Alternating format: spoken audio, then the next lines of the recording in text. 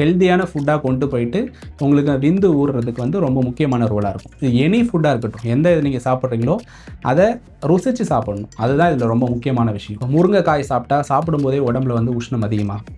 நாட்டுக்கோழி சாப்பிட்டா உடம்புல உஷ்ணமாகும். ஸோ எந்தெந்த பொருள்லாம் சாப்பிடும் பொழுது உடல் நல்லா உஷ்ணமாகுதோ அவங்களுக்கு செக்ஷுவல் ஆக்டிவிட்டி ரீப்ரொடக்ஷன் வந்து நல்லாயிருக்கும். பாதாம் அதில் புழிஞ்சால் எண்ணெய் சத்து இருக்குது, எள்ளு, கடலை, இந்த மாதிரியான விஷயங்கள்லாம் எண்ணெய் சத்து இருக்கிறதெல்லாம் வந்து உஷ்ணத்தை கொஞ்சம் குறைக்க செய்யும்.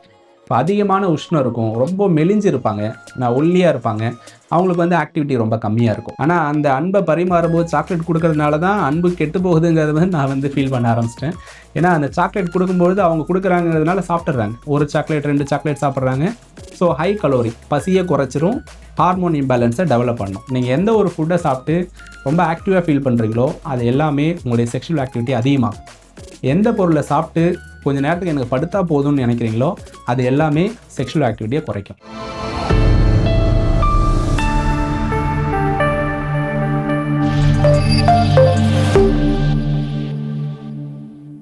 காஸ்மோ ஹெல்த் நேயர்களுக்கு வணக்கம். இன்னைக்கு நம்ம கூட சித்தா மற்றும் வர்மக்கலை நிபுணர் டாக்டர் திருஞானம் அவர்கள் இணைந்திருக்காங்க.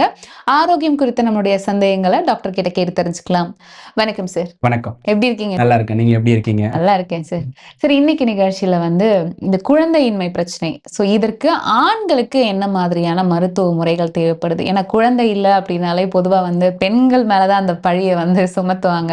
ஸோ இன்னைக்கு நிகழ்ச்சியில வந்து இதுல ஆண்களுக்கு எந்த அளவுக்கு பங்கு இருக்கு, என்ன மாதிரியான விஷயங்கள் அவங்க கவனிக்கணும், என்ன மாதிரியான உணவு முறைகள், வாழ்வியல் முறைகள்ல மாற்றம் தேவை அப்படிங்கறத பத்தி பேசலாம் சார். ஸோ முதல்ல வந்து இப்போ குழந்தை இல்லை, இன்ஃபர்டிலிட்டி அப்படின்னா ஆண்கள் என்ன மாதிரியான விஷயங்கள் எல்லாம் பார்த்துக்கணும், என்ன மாதிரியான விஷயங்கள்லாம் செய்யணும் சார்? ஆக்சுவலி குழந்தையின்மை வந்து 2 பேருக்குமே ரோல் உண்டு. இதில் ஆண் பெண் பார்க்கறது இல்லாமல் 2 பேருமே குழந்தையின்மைங்கிறத ரியலைஸ் பண்ணிவிட்டு 2 பேருடைய ரோல் என்ன பண்ணணுங்கிறத நம்ம ரூல்ட் அவுட் பண்ணிவிட்டு அதுக்கான ட்ரீட்மெண்ட்டோ இல்லை லைஃப் ஸ்டைலோ இல்லை ஃபுட்டோ என்ன பண்ணணுங்கிறத நம்ம கண்டிப்பாக ஆணும் தெரிஞ்சுக்கணும், பெண்ணும் தெரிஞ்சுக்க வேண்டிய கால சுச்சுவேஷனில் இருக்கோம். நம்ம இப்போ ஃபஸ்ட்லாம் வந்து நிறைய குழந்தைகள் பிறந்ததை கண்ட்ரோல் பண்ணுறதுக்கு அரசாங்கம் எடுத்த ஸ்டெப்ஸ் எல்லாம் இப்போ டோட்டலாக சேஞ்ச் ஆகிடுச்சு. இப்போ வந்து எங்கே பார்த்தாலும் இன்ஃபர்டிலிட்டி சென்டர், எங்கே பார்த்தாலும் குழந்தையின்மை பிரச்சனை. ஸோ டோட்டலாக ஒரு சமுதாயமே கொலாப்ஸ் ஆகிருக்குன்னா அது இந்த இன்ஃபர்டிலிட்டி பிரச்சனை தான். ஸோ இதுக்கு வந்து ஆண்கள் வந்து காரணம் வந்து ஃபர்ஸ்டே சொன்ன மாதிரி ஸ்ட்ரெஸ் வந்து எல்லாருக்குமே ரொம்ப காமன் ஆகிடுச்சு. ஸ்ட்ரெஸ் ரிலேட்டட் டிசீஸ் வந்து ஏகப்பட்ட விஷயங்கள் வந்து ஆண்களை வந்து பாதிக்குது. இது இல்லாமல் காமனான விஷயங்கள் வந்து புகையிலை பழக்கம். ஒரு சில புகையிலாம் ரொம்ப சின்ன பொருளாக இருக்கும், இதை எப்படி நம்மளை பாதிக்கும்? ஏன்னா இந்த வயசுல அது தெரியாது. இப்போ ஒரு இளமையில இது வந்து நம்மளை பாதிக்குமா அப்படின்னு நினச்சிக்கிற ஒரு சாதாரண விஷயம். காமனாக அதை தலகாணிலாம் சொல்லி ஸ்கூல் பசங்க முதற்கொண்டு அதை வந்து ஒரு சாதாரண விஷயமா எடுக்கிறோம். பட் ஆனால் ஒரு தலைமுறையே பாதிக்கக்கூடிய விஷயம் இந்த புகையிலையிலையும் சிகரெட் பழக்கத்துலையும் மதுவுலையும் இருக்குது. ஸோ 80% வந்து ஆண்களுக்கான இன்ஃபர்டிலிட்டி வந்து இந்த போதை பழக்கத்தில் தான் வந்து டெவலப் ஆக ஆரம்பிக்குது. இதுக்கு அடுத்தது தான் மற்றவுடைய ஃபேக்டர்ஸ், நம்ம பழக்க வழக்கம், சாப்பாடாக இருக்கட்டும், தூக்கமாக இருக்கட்டும், ஸ்ட்ரெஸ்ஸாக இருக்கட்டும், இதெல்லாம். ஆனால் 80% நான் குறிப்பிடுறது வந்து இந்த தவறான பழக்க வழக்கங்கள் மட்டும்தான். ஓகே. ஸோ இப்போ உணவியல் முறை அப்படின்னு நம்ம பார்க்கும்போது இப்போ கரு உருவாகிறதுக்கு பெண்களுக்கு வந்து நிறைய பேர் வந்து இந்த மாதிரியான உணவு முறைகள் எல்லாம் எடுத்துக்கோங்க அப்படின்னு சொல்லுவாங்க. இப்போ ஆண்களோட சைட்ல இருந்து நம்ம பார்க்கணும் அப்படின்னு பார்த்தீங்கன்னா, இந்த விந்தணுக்கள் உற்பத்தி ஆகிறதுக்கோ இல்லை அது வந்து பலமான விஷயமா இருக்கணும் அப்படின்னா அது எப்படி, என்ன மாதிரியான உணவு முறைகள் நம்ம அதுக்கு எடுத்துக்கலாம் சார்? ஆக்சுவலி இந்த செக்ஷுவல் ஆக்டிவிட்டி, செக்ஷுவல் ப்ராப்ளம் எல்லாத்துக்கும் ஃபஸ்ட்டு ப்ரியாரிட்டி உணவு தான். ஸோ உணவு வந்து நீங்கள் கரெக்டாக சாப்பிட்டு சுவைச்சி சாப்பிடும் பொழுது தான் விந்து நீர் ஊறும். இதை வந்து சித்த மருத்துவத்தில் போதக கபம் அப்படின்னே சொல்லுவோம். நீங்கள் எப்போ வந்து சாப்பாட்டை, உணவை ருசித்து சாப்பிட்றீங்களோ அப்போ வந்து செக்ஷுவல் ஆக்டிவிட்டி அதிகமாகும். ஸோ கிராமத்திலலாம் வந்து யாராவது ஒரு வயசு பையன் விரலை சப்பி சாப்பிட்றதோ, உச்சி கொட்டி சாப்பிட்றதோ அதெல்லாம் பண்ணக்கூடாதுன்னு சொல்லுவாங்க. ஏன்னா அது செக்ஷுவல் ஆக்டிவிட்டி அதிகமாக்கும். ஸோ வந்து சைக்கலாஜிக்கலாக நீங்கள் சாப்பாடை நல்லா ரசித்து சாப்பிட்டாலே அந்த ஆக்டிவிட்டி அதிகமாகும். அதனால சின்ன பசங்களை அப்படி சாப்பிடக்கூடாதுன்னே சொல்லுவாங்க. ஸோ அது சாப்பிட்றவங்களுக்கு பொதுவாகவே அந்த ஆக்டிவிட்டி அதிகமாகும். அதனால உணவை சாப்பிட்றதுல இருந்தே ஒரு ஃபுட்டை கரெக்டாக ரசித்து இது இருக்குது, இந்த டேஸ்ட் இருக்குது அப்படின்னு எப்போ ருசித்து சாப்பிட்றாங்களோ அப்போ தான் இந்த விந்து நீர் ஊறுறதுக்கான போதக கபம் அப்படின்னு சொல்லக்கூடிய கபம் நீர் வந்து உடம்புல அதிகமாகும். ஸோ இதுதான் அதை ஒரு ஹெல்த்தியான ஃபுட்டாக கொண்டு போயிட்டு உங்களுக்கு விந்து ஊறுறதுக்கு வந்து ரொம்ப முக்கியமான ரோலாக இருக்கும். இது எனி ஃபுட்டாக இருக்கட்டும், எந்த இது நீங்கள் சாப்பிட்றீங்களோ அதை ருசிச்சு சாப்பிடணும். அதுதான் இதுல ரொம்ப முக்கியமான விஷயம். இப்ப பொதுவாவே இந்த மாரி ஆண்கள் சார்ந்த செக்ஷுவல் பிரச்சனைக்கு வந்து முருங்கைக்கீரை, முருங்கைப்பூ இந்த மாரியான விஷயங்கள் ரொம்பவே உதவி செய்யும் அப்படின்ற ஒரு நம்பிக்கை இருக்கு. இது நிஜமாவே வேலை செய்யுமா சார்? கண்டிப்பா. ஆக்சுவலி சித்த மருத்துவம் வந்து 2 விஷயங்கள் தான். ஒண்ணு குளிர்ச்சி உடம்பா, உஷ்ண உடம்பா. நோய் குளிர்ச்சி நோயா, உஷ்ண நோயா? ஸோ செக்ஷுவல் ஆக்டிவிட்டிக்கு உங்களுடைய உடம்புல உஷ்ணம் டெவலப் ஆகும் பொழுது தான் செக்ஷுவல் மூடே வந்து டெவலப் ஆகும். ம். ஸோ எந்தெந்த விதமான உணவுகள்லாம் நம்ம உடம்புக்கு ஒரு உஷ்ணத்த டெவலப் பண்ணுமோ, அது எல்லாமே செக்ஷுவல் ஆக்டிவிட்டி அதிகமாக்கும். இப்போ முருங்கைக்காய் சாப்பிட்டா, சாப்பிடும்போதே உடம்புல வந்து உஷ்ணம் அதிகமாகும். நாட்டுக்கோழி சாப்பிட்டா உடம்புல உஷ்ணமாகும். ஸோ இந்த எந்தெந்த பொருள்லாம் சாப்பிடும் பொழுது உடல் நல்லா உஷ்ணமாகுதோ, அவங்களுக்கு செக்ஷுவல் ஆக்டிவிட்டி, ரீப்ரொடக்ஷன் வந்து நல்லா இருக்கும். எதெல்லாம் சாப்பிட்டா நமக்கு மந்தமாகுதோ, ரொம்ப குளிர்ச்சி ஆகுதோ, இதெல்லாம் வந்து இந்த செக்ஷுவல் ஆக்டிவிட்டிய குறைக்கிறதுக்கான வாய்ப்புகள் இருக்கு. ஸோ ரொம்ப அதிகமான உஷ்ணம் இருந்தாலும் பாதிப்பு. இப்போ ஃபார் எக்ஸாம்பிள் இவங்களுக்கு வந்து ரொம்ப உஷ்ணமா இருக்கு, விந்து செக்ரீஷன் வந்து ரொம்ப குறைவா இருக்கு அப்படின்னா, அவங்களுக்கு குளிர்ச்சிய குடுக்க வேண்டிய சிச்சுவேஷன் இருக்கும். ம். ரொம்ப மந்தமா இருந்தாலும் அவங்களுக்கு உஷ்ணத்த கூட்டும். ஃபார் எக்ஸாம்பிள் சொல்லணும்னா, இப்போ ஒபிசிட்டியா இருக்கிறவங்களுக்கு நெறைய பேருக்கு இன்ஃபெர்டிலிட்டி நீங்க பார்ப்பீங்க. ஏன்னா, அவங்க ரொம்ப மந்தமா இருப்பாங்க. ஸோ ம். மேல் இன்ஃபெர்டிலிட்டிக்கு ரொம்ப முக்கியமானது இந்த ஒபிசிட்டி. ஒரு நார்மல் ஃபிட்னஸ்க்கும், ஒபிசிட்டிக்கும் நீங்க அந்த டிஃபரண்ட் வந்து இந்த உஷ்ணம், குளிர்ச்சி தான். அந்த முருங்கைக்காய், நாட்டுக்கோழி இதெல்லாம் உஷ்ணத்த குடுக்கறது. இந்த உஷ்ணம் வந்து நம்ம உடம்புல செக்ஷுவல் ஆக்டிவிட்டிய இன்னும் அதிகமாக்கும்.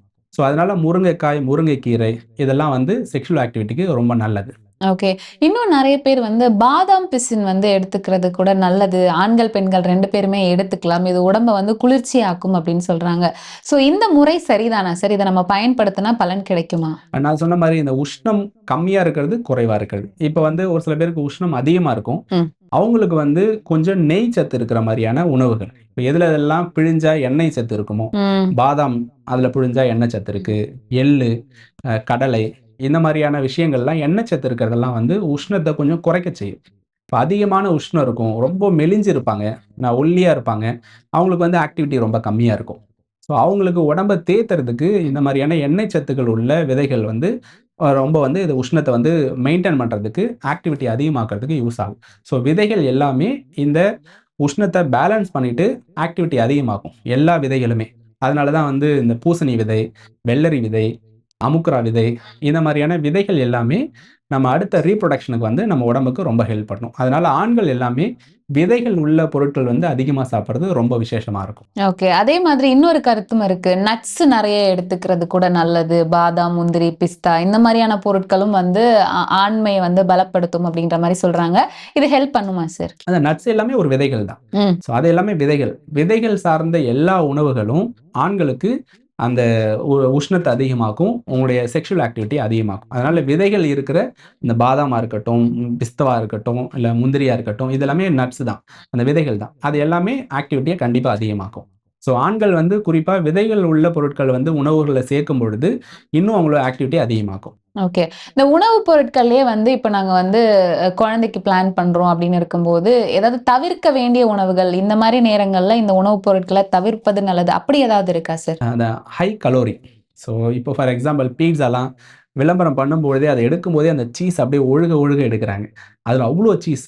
ஒரு பீஸ் சாப்பிட்டாலே ஒரு 2 நாளைக்கு பசிக்காது போல. அந்த அளவுக்கு அதுல கலோரி இருக்கு. பீட்ஸாவா இருக்கட்டும், இல்ல சாக்லேட் நம்ம அன்ப பரிமாறுறதுக்கு சாக்லேட் குடுங்கன்னு விளம்பரம் பண்ண ஆரம்பிச்சுட்டாங்க. ஆனா அந்த அன்ப பரிமாறும்போது சாக்லேட் குடுக்கறதுனால தான் அன்பு கெட்டு போகுதுங்கிறத வந்து நான் வந்து ஃபீல் பண்ண ஆரம்பிச்சுட்டேன். ஏன்னா அந்த சாக்லேட் குடுக்கும்பொழுது அவங்க குடுக்குறாங்கங்கிறதுனால சாப்பிட்டுர்றாங்க. 1 சாக்லேட், 2 சாக்லேட் சாப்பிடுறாங்க. ஸோ ஹை கலோரி பசிய குறைச்சிரும். ஹார்மோன் இம்பேலன்ஸ டெவலப் பண்ணும். ஸோ அதனால அதிகமான இனிப்பு, அதிகமான மந்தம். இந்த மந்தமே இருக்கக்கூடாது. சாப்பிட்டா டைஜஸ்ட் ஆயிட்டு ஆக்டிவா இருக்கணும். நீங்க எந்த ஒரு ஃபுட்ட சாப்பிட்டு ரொம்ப ஆக்டிவா ஃபீல் பண்றீங்களோ, அது எல்லாமே உங்களுடைய செக்ஷுவல் ஆக்டிவிட்டி அதிகமாக்கும். எந்த பொருள சாப்பிட்டு கொஞ்ச நேரத்துக்கு எனக்கு படுத்தா போதும்னு நினைக்கிறீங்களோ, அது எல்லாமே செக்ஷுவல் ஆக்டிவிட்டிய குறைக்கும். ஓகே. இப்ப இந்த கொழுப்பு சார்ந்த பொருட்கள் எல்லாம் சாப்பிடலாமா சார்? இப்ப நான் ஒரு மீடியம் பில்ட்ல இருக்கேன் அப்படின்னா, இவங்கலாம் அவாய்ட் பண்றது நல்லது.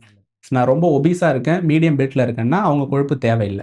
யார் ரொம்ப மெலிஞ்சு போயிருக்காங்களோ, ரொம்ப ஒல்லியா இருக்காங்களோ, எனர்ஜி கம்மியா இருக்காங்களோ, அவங்களுக்கு கொழுப்பு சார்ந்த உணவுகள் சாப்பிடுறது நல்லது. இவங்களுக்கு வந்து நாங்க நெய் சேர்ந்த மருந்தே குடுப்போம். இப்போ ஃபார் எக்ஸாம்பிள் தண்ணீர் விட்டான் நெய்ன்னு சொல்லுவோம். அந்த தண்ணீர் விட்டான் கிழங்க நெய் ஃபார்மேட்ல குடுப்போம். ஸோ நம்ம கற்றாழைன்னு சொல்லக்கூடிய குமரி வந்து அத நெய் ஃபார்மேட்ல குடுப்போம். யாருன்னா ரொம்ப மெலிஞ்ச தேகம், ரொம்ப எனர்ஜி கம்மியா இருக்கிறவங்களுக்கு ஊட்டத்த குடுக்கறதுக்கு இந்த நெய் ஃபார்மேட்ல குடுக்கும். மத்தபடி எல்லாருக்குமே சாப்பிட்டா நல்லா ஆக்டிவா இருக்கிற மாரியான ஈஸியா டைஜெஸ்ட் ஆகுற ஃபுட் மட்டும் தான் செக்சுவல் ஆக்டிவிட்டி அதிகமாக்கும். ஓகே. நீங்க குண்டா இருக்கிறது அப்படின்னு சொன்னீங்க. ஒல்லியா இருந்து தொப்பை இருக்கிறவங்களுக்கு கூட இது பொருந்தும் இல்ல சார்? கண்டிப்பா. அத சாப்பிட்டு ஆக்டிவா ஃபீல் பண்ணீங்கன்னா, அந்த ஃபுட் நல்லது.